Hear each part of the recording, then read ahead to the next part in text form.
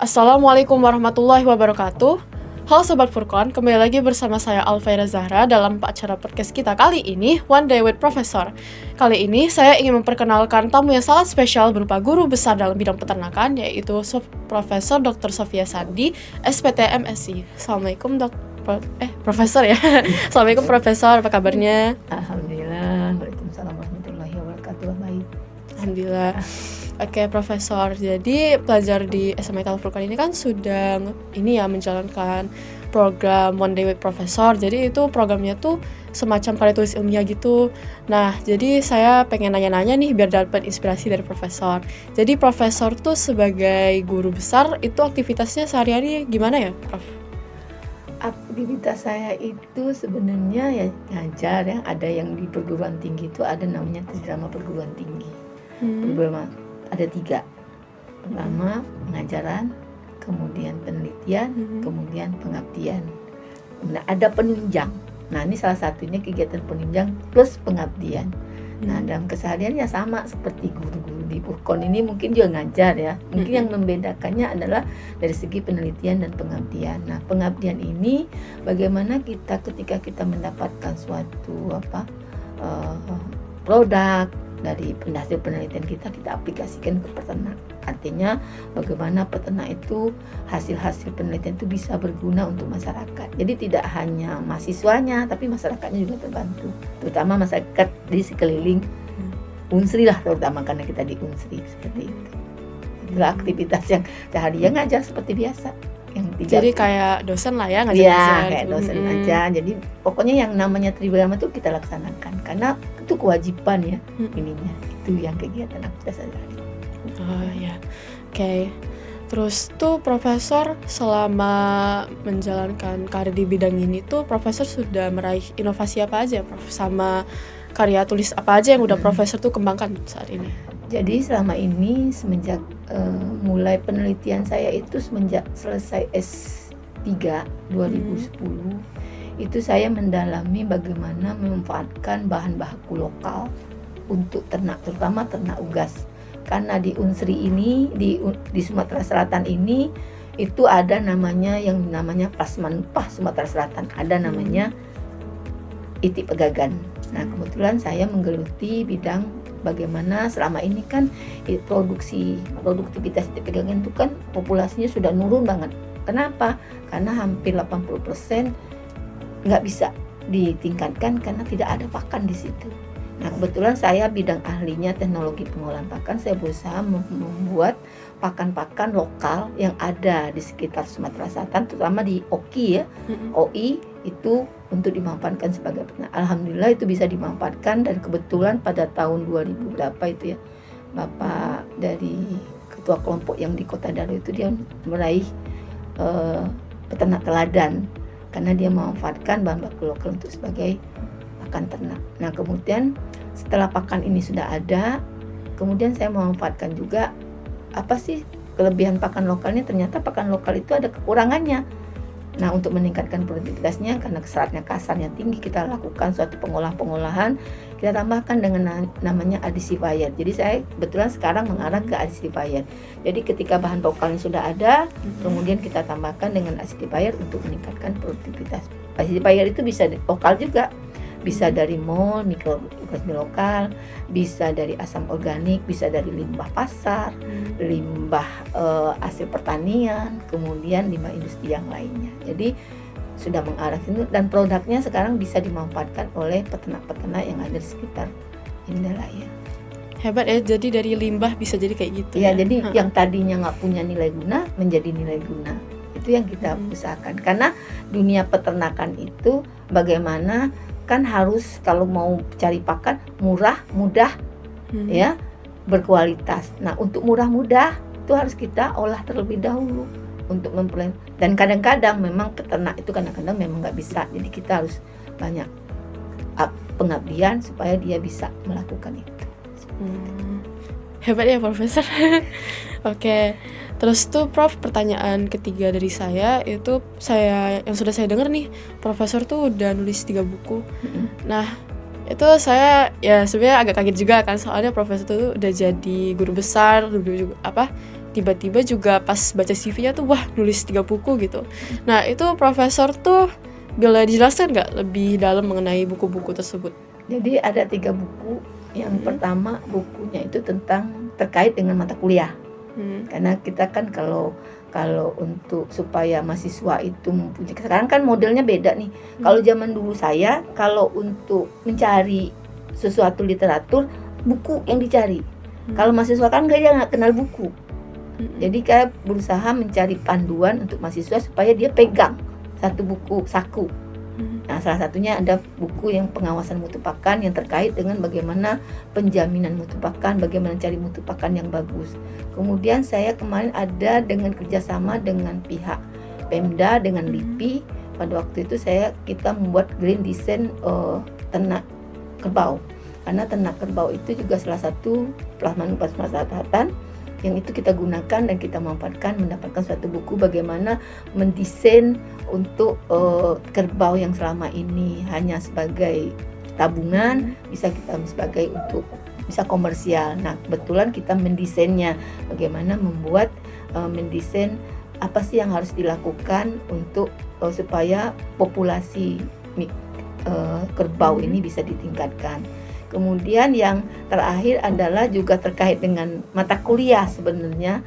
Itu bukunya itu adalah teknologi bagaimana saya menggunakan produk-produk lokal hasil penelitian itu saya rangkum jadi satu, kemudian saya tambahkan dengan ilmu yang saya dapat menjadi bagaimana di Sumatera Selatan itu bisa memanfaatkan produk saya ini, tidak hanya masyarakat, mahasiswa juga bisa membaca untuk itu dengan penggunaan bahan baku lokal untuk pakan itik pegagan, karena itu teknologi pengolahan pakannya untuk itik pegagan. Itu hasil yang terakhir itu hasil penelitian saya semenjak tahun 2019 sampai 2020.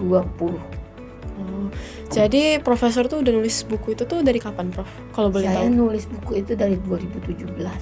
Udah lama ya? Ya, jadi udah lama, cuman tadi ketika misalnya saya lihat tuh permasalahan, kalau misalnya ada permasalahan di itu, ini harus dengan buku nih supaya mahasiswanya.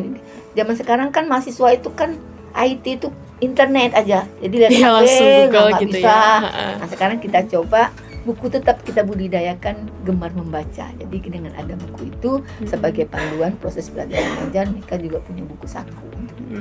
Dan buku saku itu juga berguna ya, soalnya Iya. kalau Google tuh kan kadang nyari gak pasti juga nggak gitu kan. pasti, Iya ya. kan. Bagus. Keren, Prof. Terus tuh untuk menginspirasi para pelajar nih, Prof, itu udah dapat penghargaan apa aja profesor selama di dalam karir? Kalau untuk penghargaan, saya tuh pasti profesor ya, penghargaan terbesar bagi saya ya. Untuk penghargaan yang lain, saya terus terang aja, kalau untuk penghargaan di seminar-seminar internasional, seminar itu sering ikut kegiatan itu. Memang ada waktu itu dapat kegiatan menang di kontes publikasi yang terbaik ya. Cuman bagi saya itu, kalau yang prestasi itu yang paling utama bagi saya adalah prestasi bagaimana masyarakat itu bisa memanfaatkan produk saya. Itu prestasi yang paling membanggakan bagi saya. Nah, karena sekarang, kalau untuk saat sekarang ini saya di masyarakat, alhamdulillah masyarakat yang memang ada kelompoknya tertentu, kelompok-kelompok peternak itu dia bisa memanfaatkan bahan baku yang saya gunakan. Untuk prestasi akademik, tadi profesor, untuk seminar-seminar saya juga pernah mendapatkan kegiatan pemenang di dalam kegiatan sebagai presentasi poster terbaik. Kemudian pada waktu itu juga pernah dapat presentasi poster makalah terbaik. Ya, karena pendidikan akademis ya. Ya. Karena terus terang kalau saya ini jadi profesor ini suatu mungkin dapat rahmat dari Allah kali, dapat keberkahan dari Allah, karena saya pada waktu saya nggak mau jadi profesor. Saya ingin bagaimana produk saya yang populer ini selama saya kuliah, semasa saya kerja, bagaimana saya mendapatkan sesuatu itu bermanfaat untuk orang lain. Tanya profesor dapat dua-duanya gitu. Ternyata dikasih Allah dua-duanya, tidak hanya ke masyarakat, tapi saya juga dapat dikasih oleh Allah dengan jadi profesor. Karena profesor itu bagi saya wah lah ya kayak gitu. Dan saya kebetulan jadi profesor itu kebetulan, bukan cita-cita gitu. Karena pada waktu itu mindset saya, aduh aku bilang kan, saya hanya, pokoknya saya kerja, saya sungguh-sungguh kerja, saya berusaha sungguh-sungguh, tapi nanti hasilnya biar aja ngikutin. Saya nggak mau lihat hasilnya, tapi saya kerja sungguh-sungguh, saya kerjakan sungguh-sungguh. Bagaimana suatu produk ini bermanfaat untuk masyarakat, saya kerjakan sungguh-sungguh. Nah ternyata masyarakat memanfaatkannya. Nah itu yang saya, jadi hasil publikasi itu saya coba publikasikan ke jurnal terindeks Scopus, jurnal nasional, kemudian saya pengabdian, sehingga itu kan suatu keberkahan bagi saya mendapatkan profesor. Karena waktu itu mindset saya nggak ada memang, karena saya pikir saya tuh saya nggak mau jadi profesor, tapi bagaimana hidup saya ini bermanfaat untuk orang lain, terutama untuk masyarakat, untuk mahasiswa yang ada di sekitar saya. Ternyata jalan Allah dikasih saya bisa jadi profesor, dua-duanya. Jadi profesor juga dua-duanya. Jadi kalau pengen bagusnya, kalau anak-anak muda sekarang tadi tuh, sekarang ini dicoba bagaimana kita berusaha, ikhtiar kita jalan, usaha kita jalan, ya, doa tawakal lagi kita. Apapun nanti hasilnya ya Allah, yang penting kita tidak jalurnya jalur benar, kita sungguh-sungguh mengerjakan, pasti hasilnya pasti akan benar juga, akan bagus juga. Intinya kita tuh harus berikhtiar, tapi juga pokoknya semuanya sama Allah aja kayak gitu ya. Kalau saya tuh kalau dari dulu waktu zaman saya masih SD, masih itu pokoknya saya tuh hobi, suka, saya kerja, berusaha semaksimal, nanti urusan hasilnya Allah lagi, ya terserah, pokoknya Allah kayak gitu ya. Saya nggak mau mikirin hasilnya. Dan ternyata makanya pada waktu saya jadi profesor itu, pengajuan itu ada 24 orang. Saya sudah keder aja ya. Ini orangnya hebat-hebat semua, kita siapa gitu ya. Enggak ada rasa ketakutan gimana gitu. Cuma saya tuh saya keder, saya nggak pede dengan lihat. Iya, kalau ngeliat kalangan orang kayak gitu ya, merasa kayak wah lebih hebat, mereka mah kayak gitu. Cuma saya jalan aja. Jadi waktu itu saya sudah terakhir orang yang mau ngajukan itu banyak, saya 24, sampai pada waktu itu ditanya, Sophie udah selesai? Saya pasrah aja Pak, pokoknya saya selesaikan, tapi hasilnya saya nggak mau tahu Pak, saya selesaikan semaksimal saya kerjakan dengan sungguh-sungguh. Jadi pas waktu pengajuan, kalau orang ngajukan profesor biasanya prosesnya lama, bisa bertahun-tahun, kadang-kadang bisa puluhan tahun kadang-kadang. Saya mengajukan dari fakultas itu bulan November, kemudian ngajukan ke universitas itu bulan April, bulan Juni SK saya keluar. Saya juga terkejut, saya nggak itu, makanya pada waktu ditelepon oleh Warik 2, Sophie selamat ya, selamat apa Pak? Malah saya main nih, selamat siang, selamat sore Pak, saya bilang gitu kan. Saya masih saking saya, iya kamu lolos katanya kayak gitu. Maka saya bilang, saya bilang. Jadi saya profesor rasanya nggak percaya gitu loh. Saya menjadi profesor percaya nggak percaya. Cuman bener, oh ini dikasih Allah kali ya. Oh ini yang terbaik dikasih Allah. Karena waktu itu saya prinsipnya saya pengen pensiun. Tadinya mau pensiun. Pensiun aja lah, saya bilang kayak gitu kan. Udah capek kan, dalam pensiun aja mau kerjaan apa gitu kan, yang kegiatan aktivitas apa. Tapi kata pegawai itu, Bu nggak usah pensiun, Ibu ini layak kok jadi profesor. Aduh aku nggak bisa jadi profesor deh, kayaknya belum layak deh saya gitu ya. Tapi alhamdulillah dikasih Allah lain jalannya, disuruh profesor. Iya, takdirnya udah profesor. Iya, seperti itu. Jadi kadang-kadang itu aku bilang kan, kalau kita melihat, kita yang penting prinsipnya, kalau saran ibu untuk siswa-siswanya, berusahalah, ikhtiarlah, karena itu yang penting. Nanti hasilnya akan ngikuti. Seberapa banyak usaha kamu, asik itulah nanti hasilnya. Gitu. Jadi kadar usaha itu bakal diarahin lah pokoknya, sesuai ya. Pokoknya sesuai ikhtiar kayak gitu ya. Kita. Iya. Jangan lupa doa. Jadi memang saya nggak mau nggak riak ya, mudah-mudahan nggak riak nih Pak ya. Saya memang aktivitas saya itu yang namanya ibadah itu memang saya nomor satukan. Jadi sebelum saya ngerjakan sesuatu, itu dulu yang pertama, ibadahnya. Jadi setelah itu baru saya kerja urusan dunia, urusan akhirat duluan saya. Jadi waktu saya itu harus saya fullkan berapa jam untuk akhirat. Baru dunia. Baru kayak gitu. dunia.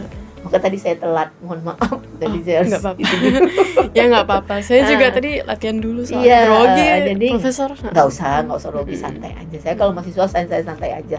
Karena tadi itu kan proses pembelajaran ya, Mm-mm. yang mau tak mau. Jadi setiap saya melakukan aktivitas, Mm-mm. usaha tetap jalan, tapi ikhtiar saya yang namanya ke atas itu harus saya dulukan dulu. Karena itu yang paling utama.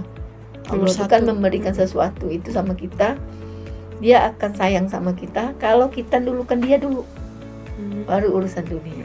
Jadi Jadi- kalau kita mengejar akhirat, nanti yang dunia itu dia juga akan ikut kayak gitu ngikuti, ya. ya. Kata saya dulu, saya nggak mikir sampai sono bener nggak ya, cuman saya karena kebiasaan, pokoknya saya yang namanya urusan akhirat dulu saya duluin. Pokoknya mulai start saya itu jam 7 ke atas baru saya beraktivitas. Tapi sebelum itu saya sudah duduk dulu, ngomong-ngomong dulu sama yang di atas. Oh, curhat ya. Ya, curhat. Iya. Nah, curhat Biar lebih itulah. dekat sama Lebih Allah. deket. Mm-mm. Jadi mungkin itu tadi saya bilang kan, mungkin tadi tuh Allah tuh memberikan sesuatu sama saya itu tadi tuh. Ketika saya minta, saya cuma nggak minta jadi profesor, ya Allah beri aku yang terbaik. Apapun nanti yang ke depan yang terjadi, ridhoi, ikhlasin. Oke, Gitu. baiklah.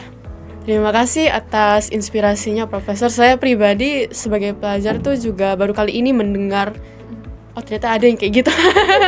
Tapi hebat sih, Profesor. Nggak tahu mau reaksinya gimana karena emang oh takdir Allah tuh kayak gini di cerita orang lain kayak Iya, gitu. benar. Iya ya. Karena kita ya harus yakin, ya, kita harus yakin sama yang di atas. Hmm. Segala sesuatu itu bukan hal yang nggak mungkin. Makanya saya nggak ada dulu niat saya mau jadi profesor, nggak. Tiba-tiba jadi profesor kayak gitu ya. Makanya agak bingung kan. Mm-mm. Jadi tapi intinya ketika kita sudah tahu langkah kita, kalau diiringi dengan doa, diiringi dengan usaha, insya Allah pasti ada hasilnya. Oke. Baiklah, Profesor. Terima kasih atas kata-katanya ya hari ini. Ya, kata saya tadi, saya terinspirasi banget. Baiklah, jadi berakhirnya acara kita kali ini.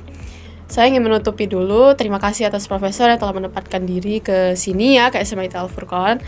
Nah, baiklah, saya sebagai MC ingin meminta maaf atas kata-kata saya yang kurang berkenan atau misalnya ya ada yang kurang bagus lah dari diri saya. Saya mohon maaf. Wabillahi taufiq wal hidayah. Assalamualaikum warahmatullahi wabarakatuh. Waalaikumsalam warahmatullahi wabarakatuh.